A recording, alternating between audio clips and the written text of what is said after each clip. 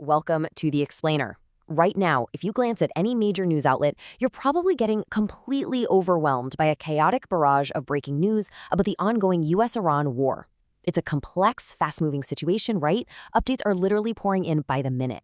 It can be incredibly tough to piece together what's actually happening on the ground just from isolated headlines. But hey, that is exactly what we're going to do today. We're going to cut right through all that noise, look directly at the reported sources, and really make sense of this unfolding 2026 Middle East conflict. Okay, let's dive into this. To bring some clarity to the chaos, we're organizing the massive influx of headlines into 5 distinct manageable theaters. 1. The US-Iran military clash. 2. The Strait of Hormuz. 3. Israel's shifting regional alliances. 4. The diplomatic deadlock. And finally, 5. The human and economic toll. Let's start with Theater 1, the US-Iran military clash, the kinetic escalation. To really understand the battlefield, we've got to look at the immediate chain of events. Sources are detailing a rapid, intense action and reaction cycle here. It all kicked off with US forces attacking Iranian military sites. And Iran's response? Immediate retaliation. But, and this is key, they actually struck out at their Gulf neighbors. Right in the middle of this sudden escalation, US fighter jets engaged, hitting Iranian tankers. You know, the fog of war is incredibly thick right now. And out of that fog, intelligence sources are tracking a wild new variable, a hardline general actively wanted by Interpol who has suddenly stepped out of the shadows to orchestrate operations in this war. So the crucial point is the sheer, staggering scale of this military clash. A recent CNN investigation actually revealed that a majority of US military sites in the Middle East have been damaged by Iran.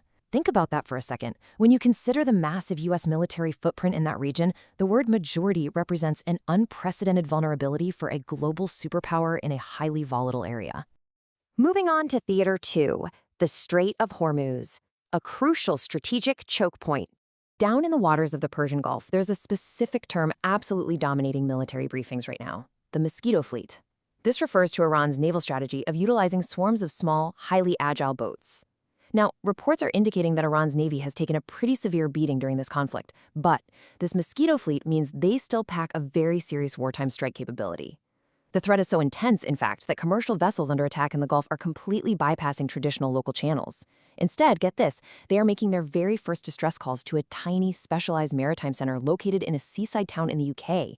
So we literally have a massive geopolitical conflict being managed, in part, from a small British coastal village. There's also a fascinating micro-contrast in how this waterway is being managed versus how it's being talked about.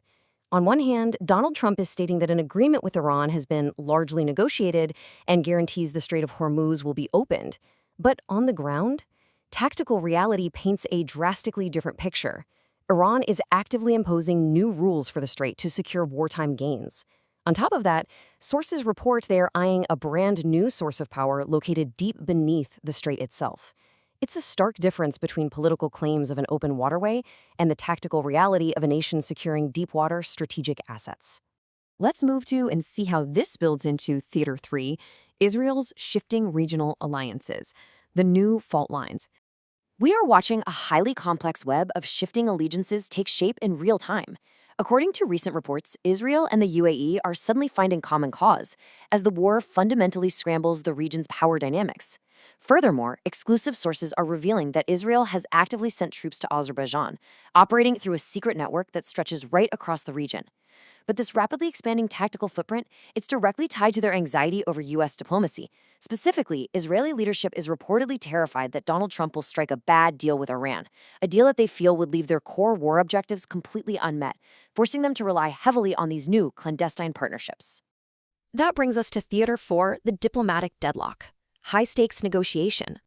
Now, what's really interesting about this is how the diplomatic fallout is actively dragging in surrounding nations. We have an objective on-the-record attribution from the Lebanese president, who has exclusively accused Iran of using Lebanon as a mere bargaining chip in their peace talks with the United States. It clearly highlights how these bilateral negotiations between the U.S. and Iran are deeply destabilizing the sovereignty of neighboring states. And what exactly is stalling these peace talks? Well, it's a massive financial roadblock. According to an advisor to Iran's supreme leader, negotiations are completely deadlocked over a sum of $24 billion. This isn't just a minor sticking point, guys. This specific dollar amount is the very hurdle that has prompted the Supreme Leader's advisor to publicly warn that if this deadlock isn't broken, it will undoubtedly lead to a wider war.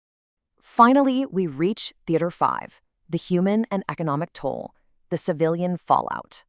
Beyond the geopolitical chess moves, the secret networks, and the billion-dollar negotiations, the civilian casualties of this conflict are simply staggering. A top official has warned that Gaza risks becoming permanently divided. Meanwhile, freed Gaza flotilla activists have accused Israeli forces of sexual violence and abuse while in custody. And a Palestinian journalist has described his year in an Israeli prison as a real hell. Concurrently, sources report Israel has redeployed a military battalion that was previously suspended for assaulting and detaining a CNN team.